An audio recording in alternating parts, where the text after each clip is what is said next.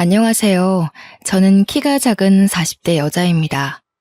제 키는 155cm를 겨우 간당간당하게 맞추는 키입니다.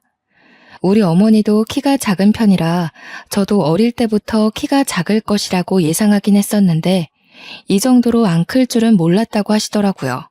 먹는 것도 잘 먹고 부족함 없이 컸음에도 불구하고 유전이란 참 신기하지 않을 수 없습니다.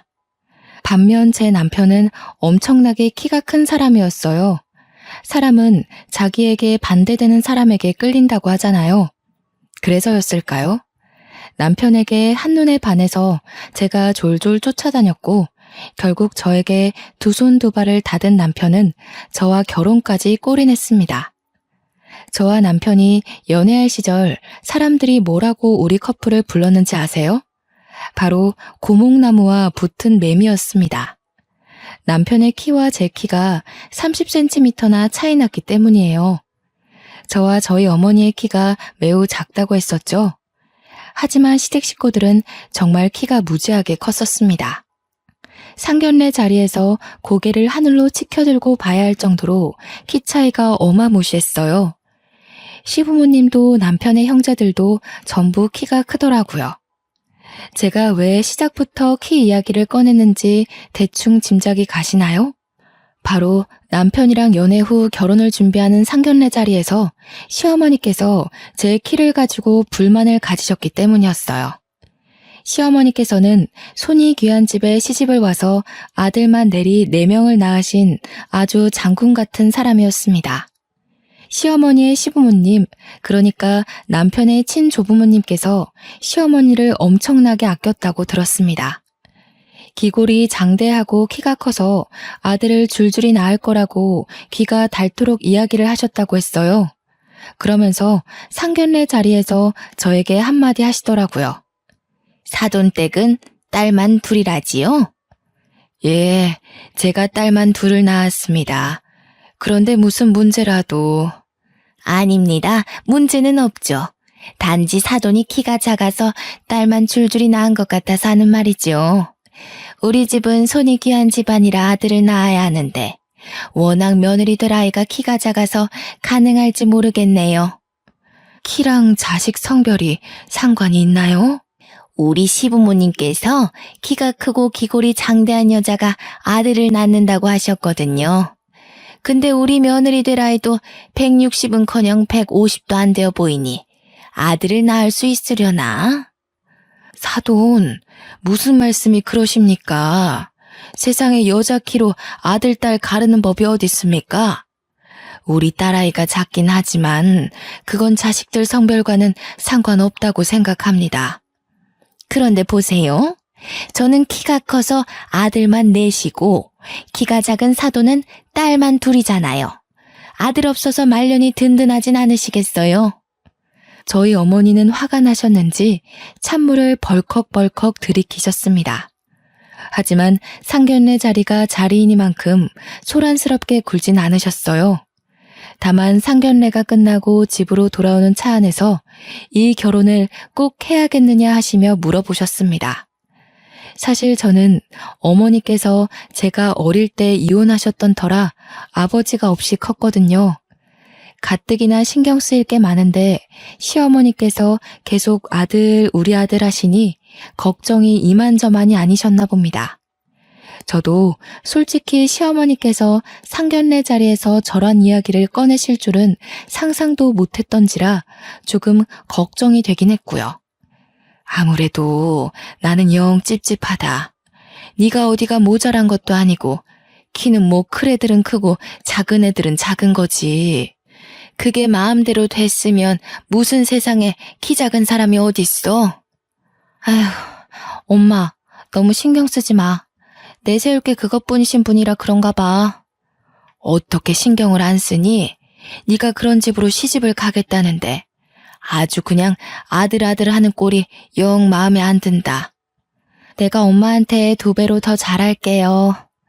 자식 이기는 부모 없다고 저희 어머니도 마지못해 알겠다고 하셨습니다. 그렇게 저와 남편은 결혼을 준비했고 성대하게 결혼식을 마쳤습니다. 남동생이 셋이나 있는 남편은 참 성실하고 지혜로운 사람이었습니다. 저런 시어머니 밑에서 우리 남편 같은 사람이 자랐다는 게 믿겨지지 않을 만큼이요. 신혼 첫날 밤, 시어머니께서 제게 전화를 하셨습니다. 저는 아무 생각 없이 반갑게 그 전화를 받았어요. 제가 먼저 전화드리려고 했는데, 저희 이제 호텔 도착했어요. 내가 전화하기 전에 아무리 바빠도 너네가 먼저 했어야지. 내가 정말 하나하나 이렇게 신경을 써야 되겠니? 죄송해요. 결혼식 끝나고 정신이 너무 없었어요. 오늘이 좋은 날이니 여기서 그만 넘어가마. 우리 맏며느리가 키가 작아서 걱정이긴 하지만 우리 아들이 좋다고 난리를 치니 내가 좀 더 지켜볼 거야. 남편을 항상 하늘같이 섬기고 항상 복종하고 순종하며 살도록 하거라. 저는 부부는 평등한 관계라고 생각하며 살았거든요. 어머님의 그 말씀이 너무나도 어이없고 황당했지만 겉으로는 티내지 않으려고 노력했습니다. 겉으로 그런 척 못할 게 뭐가 있겠냐 하는 생각이 있었죠. 연애하며 지켜봐온 남편의 성격상 절대로 복종이니 순종이니 할 사람이 아니었거든요. 치열한 내 형제 간의 경쟁 속에서 가장 현명하고 지혜롭게 버텨온 사람이라 믿을 만했습니다.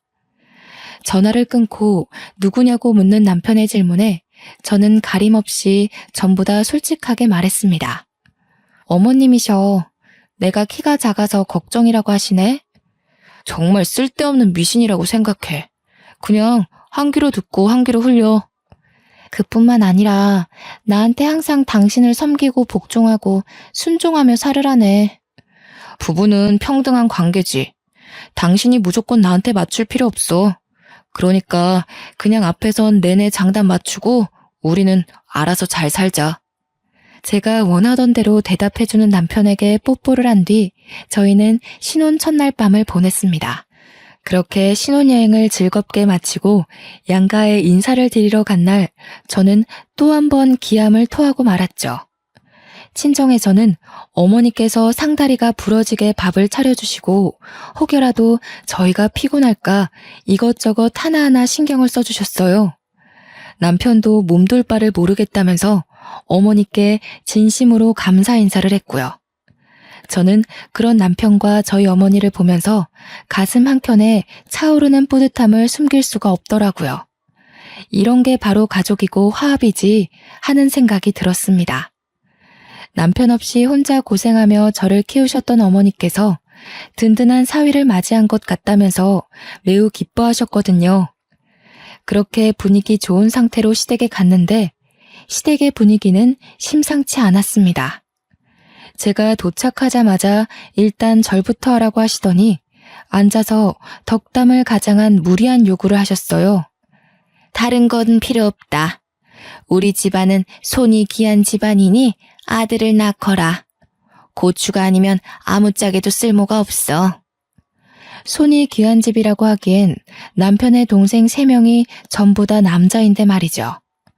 워낙 남아선호 사상이 큰 집안인 건 알고 있었지만 신혼여행을 마치고 돌아오자마자 아들 타령하시는 게 솔직히 너무 부담스러웠습니다.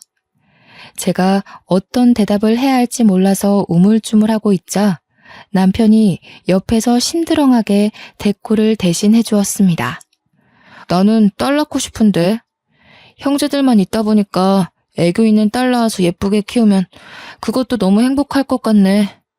그러자 시어머니께서 노발대발 난리가 난 거예요. 시아버지가 큼큼 하시면서 말을 아끼시는데 시어머니께서 저에게 화를 내시더라고요. 우리 아들을 어떻게 구워 삶았길래 장손 입에서 딸을 담아? 딸을 낳더라도 무조건 아들 낳고 낳아. 아니, 그게 무슨 내가 아들 낳고 딸 낳을게요 하면 그렇게 나오나? 내가 아들 씨를 줘야 아들이 나오는 거지.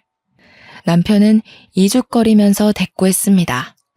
틀린 말이 하나도 없었기에 시어머니께서도 부글부글 끓어오르는 마음을 꾹 삼키시는 게 보였습니다.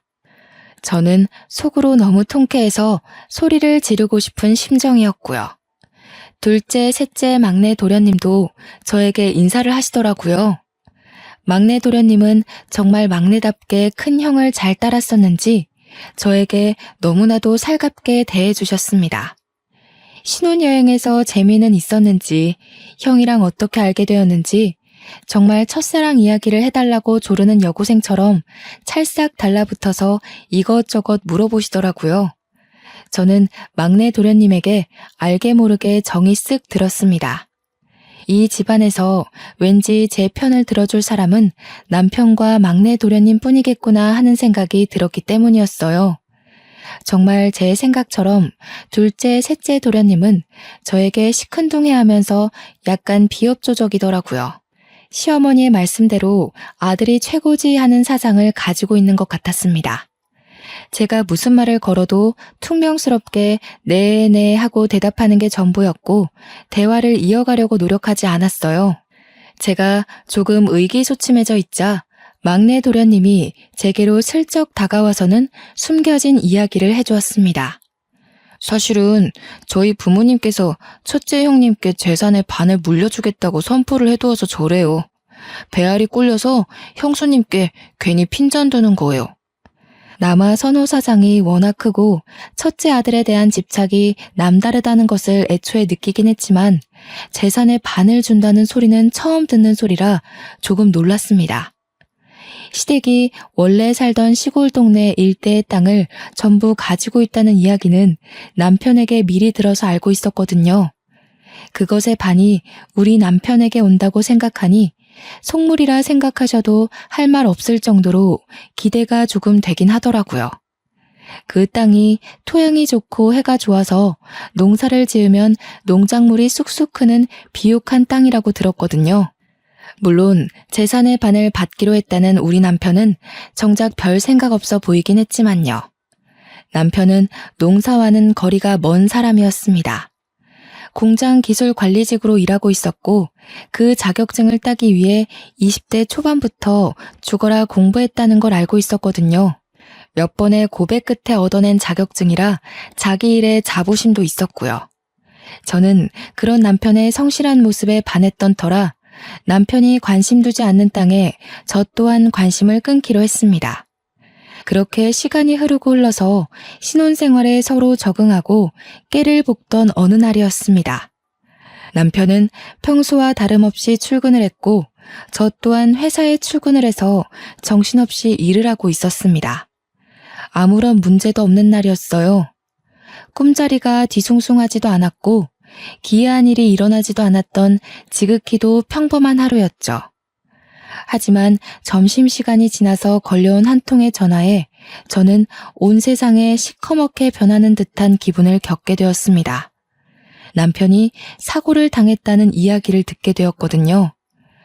회사에 제대로 말도 못하고 손만 벌벌 떨면서 팀장님께 급하게 가봐야겠다고 이야기를 하니 제 얼굴을 보고 묻고 따지지도 않고 보내주셨습니다. 저는 택시를 어떻게 잡았는지 병원에 어떻게 도착했는지도 생각이 전혀 나지 않아요. 어떻게 병원에 도착해서 응급실에 들어가 남편을 찾았는데 이미 그 자리에 남편이 없더군요. 남편 이름을 애타게 부르며 찾으니 저를 영안실로 안내해줬어요. 이미 잠들어버린 남편의 창백한 얼굴을 보는데 정신을 잃고 말았습니다. 눈을 떠보니 연락을 받고 도착한 막내 도련님과 시부모님이 제가 깨어나길 기다리고 계셨더라고요. 제가 눈을 뜨자마자 시어머니께서는 제 멱살을 잡고 난동을 부리기 시작하셨습니다. 기어코 이런 사달이 날 줄 알았어. 니년이 기어코 내 아들을 잡아먹어? 어머니, 형수님도 충격에 지금 힘드실 텐데 무슨 짓이에요?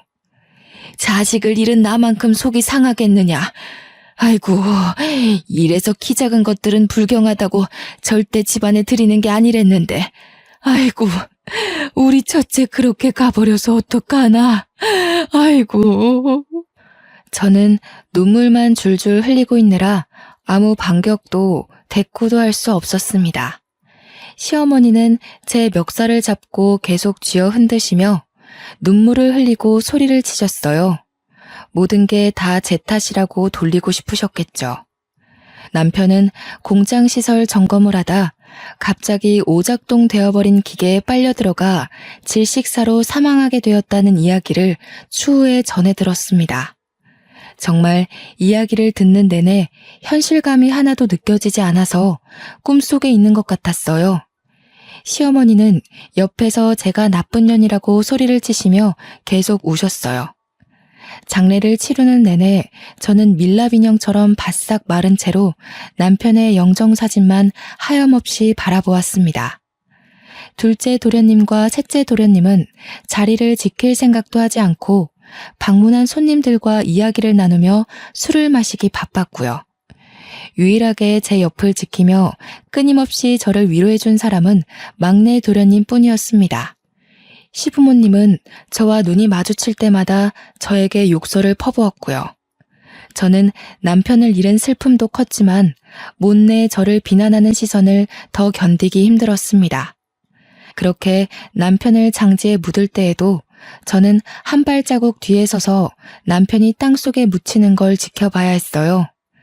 제가 가까이 다가갈 수도 없을 만큼 시댁 식구들이 저를 배척했거든요. 계속해서 막내 도련님만 저를 위해 다른 가족들에게 화를 내고 소리도 쳐주었습니다. 둘째 도련님은 아예 시큰둥한 얼굴로 저에게 위로의 말 한마디도 건네지 않았고요. 그 옆에 서 있는 셋째 도련님 또한 똑같았습니다. 남편은 그런 동생들도 가족이라고 극진히 챙겼었는데 사람의 탈을 쓰고 저렇게 쓰레기처럼 굴어도 되나 싶더라고요. 모든 절차가 마무리된 뒤 시어머니께서 잠깐 보자면서 가족들을 전부 추모공원에 있는 휴게실로 불러 모으셨습니다. 그러더니 저를 한껏 째려보고는 말씀을 이어나가셨어요. 내가 재산을 첫째 아들에게 반을 주겠다고 했던 거 다들 기억하지? 네. 근데 형이 이렇게 허망하게 갔는데 어쩌시려고요? 내가 아무리 생각해도 첫째가 자식을 낳은 것도 아니고 애초부터 저 며느리가 마음에 썩 들었던 것도 아니었다. 우리 아들이 나에게 얼마나 효심지극하게 굴었는데 저 못난 것이랑 결혼한 이후부터는 아주 싹수가 노랗게 물들었었지. 그래서 유언장을 고치려고 한다. 그럼 우리 몫이 좀 늘어나나? 형, 어떻게 큰형 장례를 치른 자리에서 그런 말을 할 수가 있어? 막내 너는 언제까지 착한 척하면서 살 거냐? 산 사람은 살아야지. 그러니까 어머니도 저렇게 유언장을 고치겠다고 하는 거 아니겠어? 시끄럽다. 형 죽은 자리에서 뭐 좋은 일이라고 그리 크게 떠들어. 첫째가 죽었고 남긴 자식도 없으니 유산 상속에서 제외하도록 하겠다. 당연히 며느리 너한테 갈 유산은 한 푼도 없을 것이야. 저는 아무런 생각도 들지 않았습니다. 어차피 그 재산도 결혼 이후에나 알게 된 것이었고 있으나 없으나 상관없는 일이라고 생각했어요. 저는 남편을 잃은 과부인데 그깟 재산이 눈에나 들어오겠습니까? 옆에 늘 굳건히 지켜주던 남편이 사라졌는데 그게 대수겠냐고요. 저는 아무 말 않고 입을 꾹 다물고 있었습니다. 1분이라도 빨리 이 자리를 벗어나고 싶다는 생각만 가득했어요. 가슴속 깊은 곳에서 끓어오르는 울분을 참아내기 힘들었거든요. 어쩌다가 우리 남편은 이런 가족들 사이에서 자라게 된 것인지 막내 도련님 혼자 고군분투하는 걸 보니 너무 가슴이 먹먹했습니다. 동생들을 알뜰살뜰 챙기던 남편이고 시부모님에게 더없이 효도하던 착한 아들이었는데 마지막 가는 길에서 고작 한다는 소리가 재산 이야기라니 참 사람 일이라는 게 이렇게나 더럽게 느껴질 줄은 몰랐습니다. 둘째가 이제 맞이나 다름없으니 50%를 주고 셋째와 막내에게 각각 25%씩 재산을 나누는 걸로 하겠다. 아이고 우리 형님 이렇게 가시면서 제게 큰 선물 주시고 가네. 형수님께 감사드려야 할 일인가요? 형수님 고맙습니다. 형! 소리는 왜 지르고 그래? 그렇잖아. 어머니 말씀대로라면 형수님 만나서 우리 형 팔자가 꼬인 거 아니야. 그 덕에 내 배만 부르게 생겼어. 이런 자리에서 경거망동하게 굴지 마라. 추모는 확실하게 하고 짚을 건 확실하게 짚자는 주의니까 그런 거지. 너랑은 더 이상 볼 일 없다. 네 남편 추모는 알아서 하고 더러운 인연이니 보지 말자꾸나. 저는 다시 남편이 묻힌 묘자리로 가서 비석을 끌어안고 한참을 봉분에 엎드려 울었습니다. 어떻게 자기 친형이 죽었는데 그깟 재산 한두 푼 때문에 웃음을 흘릴 수 있을까요? 저에게 고맙다고 이야기를 하는데 정말 미친놈인 줄 알았습니다. 돈에 눈이 멀어 가족이고 뭐고 아무것도 보이지 않는 사람처럼 행동하는 동생들을 믿고 의지했던 남편이 너무 불쌍했어요. 하늘에서 이런 모습 보며 상처받을까봐 걱정도 되었고요. 2번 다시는 보지 말자면서 모질게 저를 내치는 시댁 식구들 사이에서 막내 도련님만 하염없이 저에게 미안해했습니다. 저는 막내 도련님에게도 아무 말도 할 수 없었습니다. 남편의 식구들에게 정말 치가 떨릴 정도로 실망했기 때문이었어요. 하지만 순환은 여기서 끝나지 않았습니다. 남편과의 추억이 담긴 물건들을 정리할 엄두가 나질 않아 집에서도 눈물바람으로 지내기를 일주일 정도 했을까요? 회사에도 휴직을 신청해야 하나 고민을 하고 있었는데 부동산에서 전화가 걸려오더군요. 저는 부동산에서 하는 이야기를 듣고 정신이 번쩍 들었습니다. 집주인분께서 집을 팔겠다고 내놓으셨는데 이사 날짜는 정하셨어요? 혹시 이사 갈 집 아직 안 정하셨으면 저희 부동산에 들러서 집 좀 보세요. 집을 팔다뇨? 그게 무슨 소리세요? 이 집은 저희 남편 집이고 저희 남편이 사망해서 집 용의자가 윤복자로 되어 있으시거든요? 저희 시어머니였어요. 생각해보니 시댁에서 집을 해주시겠다곤 했으나 명의를 남편 명의로 돌려주셨는지까지는 정확하게 모르고 있었어요. 그저 아들 집 내가 해줬다라고만 늘 말씀하셨기에 남편의 명의인 줄로만 알고 지냈었죠. 시어머니께서는 본인 명의의 집을 저희에게 빌려주신 것이었고 남편이 사망하자 집을 팔아버리신 거예요. 혹여라도 제가 그 재산을 갈취할까봐 한 푼도 주고 싶지 않은 마음에서 말이죠. 저는 결국 그 집에서 쫓겨나듯 나와야 했습니다. 제 집만 겨우 챙기고 앨범 몇 개만 챙겨서 말이에요. 불시에 들이닥친 부동산 사람들과 집을 보러 온 세입자들이 불편해한다는 이유로 시어머니께서 제게 퇴거 명령을 내리신 겁니다. 부동산 사람들 전화를 받게 한 것도 모자라 내용 증명까지 받게 되니 정말 너무 모질구나 하는 감정밖에 들지 않았습니다. 본인의 아들이자 제 남편이 죽었는데 일말의 감정도 없이 이렇게 일을 처리할 수 있을까 하는 생각이 들었어요. 정말 매일같이 저를 쫓아내고 싶어 했었구나 하는 생각밖에 들지 않았고요. 저는 결국 친정으로 돌아가게 되었습니다. 제 짐이 고작 큰 캐리어로 3개밖에 나오지 않더라고요. 남편의 물건들, 추억이 담긴 모든 것을 시어머니께서 강제로 빼앗아 버리셨거든요. 저에게 남편을 추억할 수 있는 물건이라고는 연애 때부터 함께 차곡차곡 쌓아갔던 앨범뿐이었습니다. 그래도 제가 부인이라는 이유로 남편의 회사에서 산재 처리로 지급된 보험금은 저에게 들어오더군요.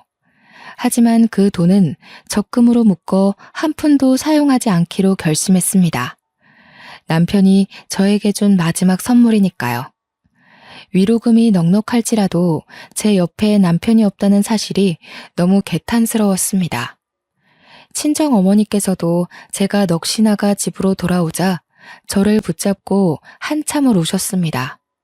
사위가 그립다면서 밥을 참 복스럽게 먹었었는데 이 반찬을 좋아했었는데 하시면서 있을 때 더 챙겨줄 걸 후회하시더라고요. 저는 그런 친정어머니의 마음에 다시 한번 눈물을 흘렸습니다. 그 이후 제가 쫓겨났다는 사실을 뒤늦게 알게 된 막내 도련님이 저희 친정으로 저를 찾아왔어요. 형수님, 제가 형수님께 죄송해서 어쩌죠? 막내 도련님께서 제게 왜 미안해하세요? 유일하게 저를 챙겨주고 위로해주신 분인데 저 꿋꿋하게 잘 견뎌낼게요. 나중에 혹여라도 제가 재산을 받게 되면 꼭 나눠드릴게요. 괜찮아요. 제가 그 돈을 무슨 면목으로 받아 챙기나요? 애초에 돈 때문에 한 결혼도 아니었어요. 그 돈을 욕심내본 적도 없고요. 그저 도련님만큼은 꼭 행복하게 사셔요. 그래도 간간히 연락은 드려도 되죠? 그럼요. 제가 괜찮아지면 밖에 밥이라도 한 끼 먹어요. 그렇게 막내 도련님과는 연락을 하면서 지내게 되었습니다. 그 외에 시댁 식구들과는 일절 연락을 하지 않고 지냈고요. 물론 그쪽에서도 저에게 먼저 연락하는 일은 없었습니다. 한 가족이라고 생각하고 지냈었는데 이런 식으로 인연이 끊기니 참 우습더라고요. 그렇게 몇 개월이 지나고 막내 도련님에게 연락이 왔습니다. 결혼할 여자가 생겼는데 저에게 꼭 소개를 시켜주고 싶다는 내용의 연락이었어요. 저는 축하할 일이라고 생각했기에 흔쾌히 만날 약속을 잡았습니다. 막내 도련님이 결혼할 여자라며 저에게 인사를 시켜준 사람은 정말 너무 귀엽게 생긴 여자분이었어요. 저에게 이야기를 다 들었다면서 형님으로 모시고 싶다고 하길래 손사래를 쳤습니다. 그러자 막내 도련님께서 형수님은 영원히 자기의 형수님이라고 하더라고요. 형님이라고 부르고 싶어요. 이이가 얼마나 형님 칭찬을 했었는지 제가 질투가 다 날 정도였다니까요. 이제 가족이라는 인연의 끈도 끊어져 가는데 제가 그런 대우를 받아도 될지 모르겠어요.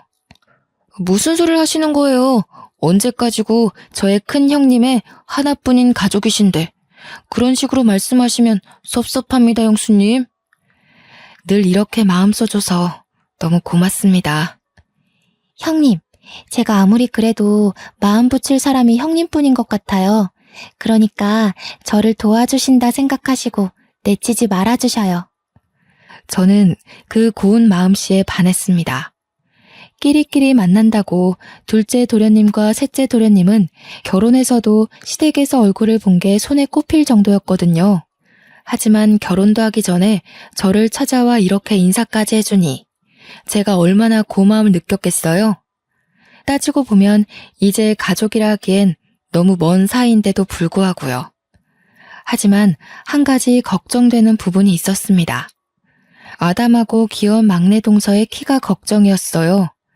아무래도 막내 도련님 또한 그 부분이 걱정인 것 같았습니다. 막내 동서의 키가 작으니 저와 같은 시집살이를 겪게 될까 무서웠던 거였겠죠. 혹여라도 막내 도련님 신상에 문제가 생기면 시어머니께선 모조리 막내 동서의 탓을 하실 게 분명했으니까요. 저에게 현명한 대답을 얻고자 하는 것 같았습니다. 저는 솔직하게 조언을 했어요.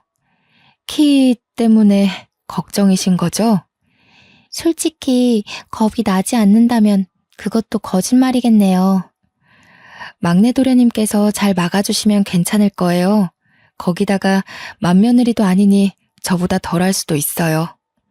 저는 막내 도련님과 동서의 결혼을 진심으로 축하해 주었습니다. 그리고 청첩장도 받았고요. 시댁 식구들을 마주치겠지만 축하하는 자리에 꼭 참석하고 싶어서 약속을 했습니다. 저는 꽤 많은 수모를 당했지만 막내 동서에게는 그런 일이 생기지 않기를 진심으로 기도했고요. 그렇게 막내 도련님의 결혼식장에 참석했습니다. 시댁 식구들은 제가 결혼식장에 나타나자 꽤나 당황한 모습을 했지만 저는 아랑곳하지 않았습니다. 신부 대기실에 가서도 진심으로 축하의 말을 전했고 일부러 시부모님과도 인사를 했습니다. 좋은 날 왜 나타나서 사람 기분을 흔들고 그래? 막내 도련님까지 장가 보내셔서 홀가분하시겠어요. 꼭 지 같은 거 데려와서는 마음에 드는 구석이 하나도 없어. 키로 구박 그만하시고요. 내 아들 잡아먹은 주제에 지금 우리 집안일에 간섭하는 게야? 좋은 날이잖아요, 어머님. 저는 막내 도련님 진심으로 축하드리려고 찾아온 거예요. 가서 밥이나 든든히 먹고 가. 별일 없이 잘 지내지? 네, 그럼 들어가 보겠습니다. 시어머니께서는 끝까지 저에게 고운 시선을 보내주지 않으셨지만 시아버지는 그동안 많은 생각을 정리하셨는지 아무렇지 않게 저를 대해주셨습니다. 끝까지 아들 잡아먹은 여자라고 저에게 비수를 꽂았지만 그동안 저도 많은 내성이 생긴 건지 흘려듣게 되더라고요. 막내 도련님은 진심으로 행복해 보였어요. 저처럼 당하고만 살지 않기를 진심으로 기도했습니다. 결혼식 이후로도 저는 막내 도련님과 동서를 자주 만났어요. 동서는 시댁 식구 중에 마음을 붙일 사람이 전혀 없었는지 저에게 갖가진 괴로움을 토로했습니다. 사람은 참 변하지 않는다고 시어머니께서는 여전히 키로 사람을 구별하는 것 같았습니다. 그 와중에 막내 동서는 임신까지 했는데도 여전히 딸 낳을 게 뻔해서 궁금하지도 않다고 막내 동서에게 상처를 주셨더라고요. 그러더니 시어머님께서 저에게 딱 말씀하시더라고요. 키가 작아서 아들 낳겠다고요. 남편이 화내지 않았으면 저 정말 심장이 터졌을지도 몰라요. 그 자리에서 대들기가 쉽지 않지. 키가 작아서 아들 못 낳을 거라는 건 도대체 어느 시대 발상인지 모르겠어. 그것뿐만이 아니에요. 임신 초기라 조심해야 하는데 어차피 딸 낳을 건데 조심할 필요가 있겠냐고. 첫 아이를 딸 낳으면 그때부터는 줄줄이 아들 낳는 길이 막힌다고. 아, 참. 그래서 쉬지도 못하고 내내 시댁에서 일만 하다 온 거야? 어쩌겠어요. 형님들은 아무도 안 오시지. 일할 며느리는 저밖에 없지. 이제 와서 저한테 도망간 첫째 며느리는 일은 잘했다고 비교를 하시지 뭐예요. 저는 막내 동서를 매번 달래주었습니다. 가끔 만날 때면 임신 중이라 분명 몸무게가 늘어야 하는데 꼬투리를 잡아 시집살이를 시키는 시어머니 때문에 하루하루 말라가더라고요. 저의 과거를 보는 것 같아서 마음이 참 아팠습니다. 그러던 도중 시아버지께서 농사를 지으시다가 농기계가 뒤집어지면서 큰 사고를 당했다는 소식을 접했습니다. 시아버지의 안위도 걱정되었지만 모든 화살이 막내 동서에게 씌워질까 겁이 났죠.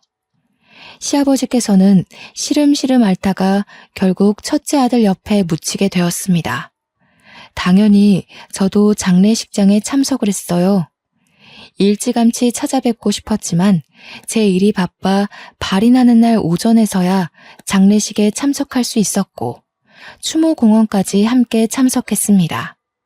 그런데 막내 동서를 엄청나게 닥달하고 잡아먹을 것처럼 굴 줄 알았던 시어머니께서 은근히 아들들의 눈치를 보고 계셨습니다. 저는 저에게 했던 것과 달리 막내 동서의 옆에 은근히 붙어서 둘째, 셋째 도련님 가족들의 눈치를 보는 시어머니가 참 이상하게 느껴졌어요. 시어머니께도 인사를 드리고 집으로 돌아와 막내 동서에게 수고했다고 연락을 했습니다. 그러자 막내 동서가 저에게 조용히 비밀을 말해주더라고요. 장례식장에서 큰 소란이 있었어요. 시어머니께서 제 옆에 은근히 붙어있는 거 보셨죠?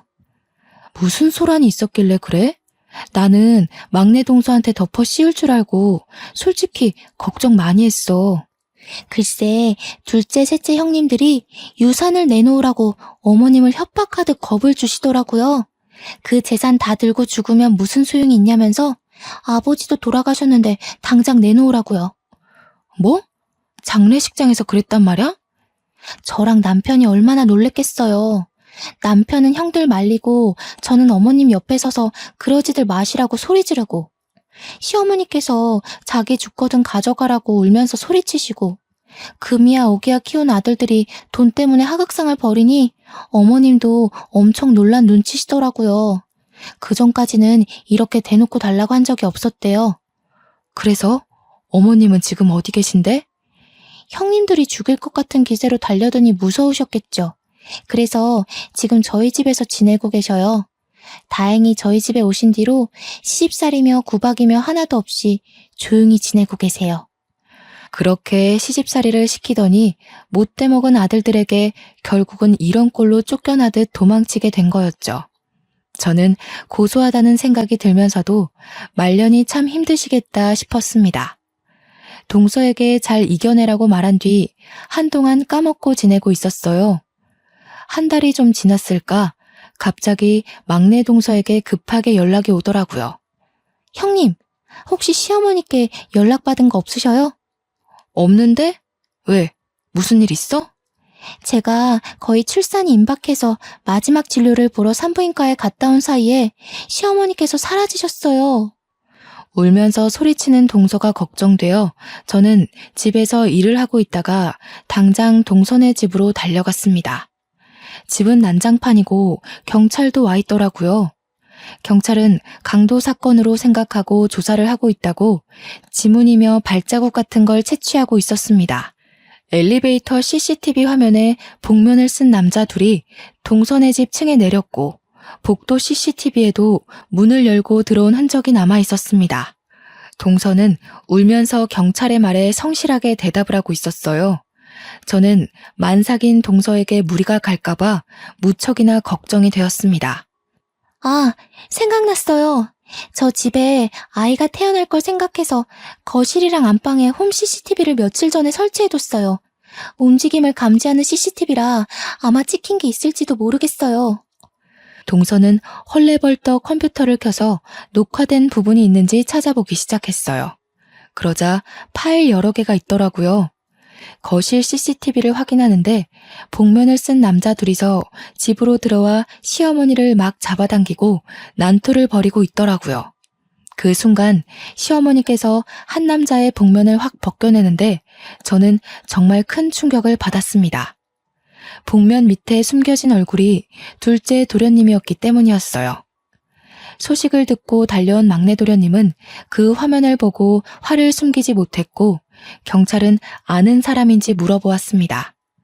동서는 수치심에 얼굴이 빨개져서 차마 가족이라고 말도 못하고 입을 꾹 다물길래 제가 대신 대답했어요. 둘째 도련님이네요. 그러니까 납치당한 시어머니의 둘째 아들이요. 경찰들도 모두 당황하더라고요. 결국 둘째 도련님의 차량이 수배되고 셋째 도련님까지 연관된 게 틀림없을 거라고 추적을 부탁드렸습니다. 나머지 복면을 쓴 한 명이 셋째 도련님이지 누구겠어요?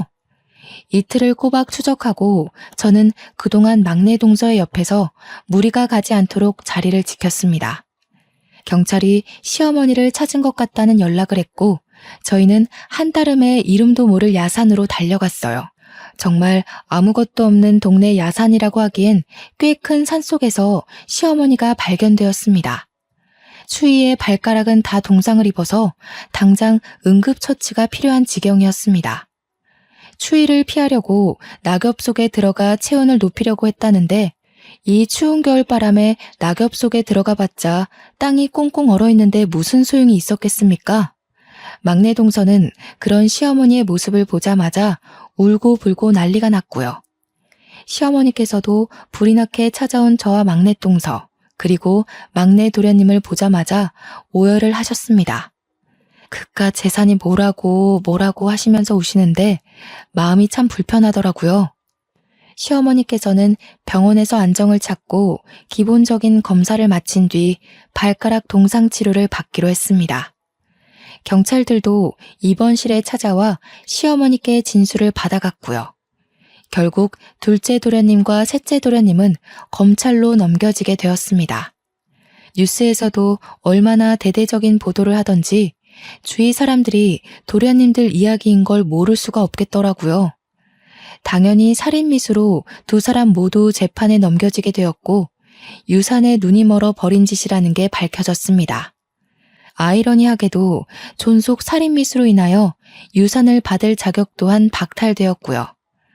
나중에 와서 둘째, 셋째 도련님들의 처가댁에서 시어머니를 찾아와 빌고 또 빌었지만 시어머니께서는 절대 용서도 합의도 없다고 못 박으시더라고요. 그날의 일로 느낀 게 많았는지 출산하러 간 막내 동서 대신 어머님 옆을 지키고 있던 저에게 넌지시 이야기를 하시더라고요. 내가 참 인생을 헛똑똑이로 살았지 뭐냐. 솔직히 그동안 키 가지고 저나 막내 동서한테 너무 하시긴 했죠. 이제 와서 내가 반성할 마음이 드는구나. 내가 이 돈 다 가져가서 어디다 쓰겠니? 막내 아들네 다 주고 툴툴 털난다. 잘 생각하셨어요. 아이도 출산하러 갔는데 큰 보탬이 될 거예요. 내가 우째 걔네만 챙기겠니? 내가 너한테도 줘야지. 괜찮습니다, 어머님. 제가 그 돈 욕심나서 결혼한 것도 아니었고. 내가 너한테 모질게 굴었던 걸 이 돈으로 용서받고자 하는 게 아니다. 그냥 내 마음이 불편해서 그래.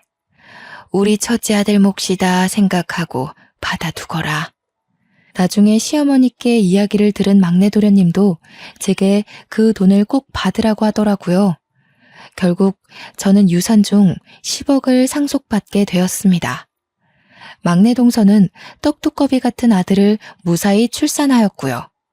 그제서야 시어머니께서는 고작 키 때문에 며느리들을 차별하고 모질게 굴었다며 저와 막내 동서에게 진심으로 사과를 하셨습니다. 지금은 막내 도련님 댁에서 떡두꺼비 같은 손자를 키우며 행복하게 지내시고 있고요. 몇 달 전 저에게 넌지시 시어머니께서 만나는 남자는 없냐고 물어보시더라고요. 우리 첫째가 그리 황망하게 간 거야 슬프긴 하지만 너도 네 인생 살아야 하지 않겠니? 왜 만나는 남자가 하나도 없어? 저는 죽어도 우리 아들 하실 줄 알았는데 저에게 그런 말을 하실지 몰라서 조금 당황했습니다. 옆에서 막내 동서가 좋은 사람이 있다면서 선자리를 주선해도 괜찮겠냐고 끼어들었고 시어머니께서 당장 약속 잡으라며 난리를 치셨습니다. 꼭 한번 만나봤으면 좋겠다고 하더라고요. 저는 못 이기는 척 그 자리에 나갔고 막내 동서의 말대로 착한 성격에 모난데 없이 아주 둥근 사람이더라고요.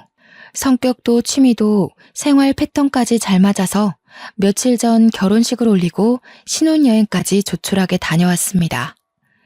다음 주 주말쯤 막내 동서네 집에 찾아가서 인사를 드리려고 합니다. 그동안 많이 힘들었지만 앞으로는 행복한 날만 있길 기대해 봅니다.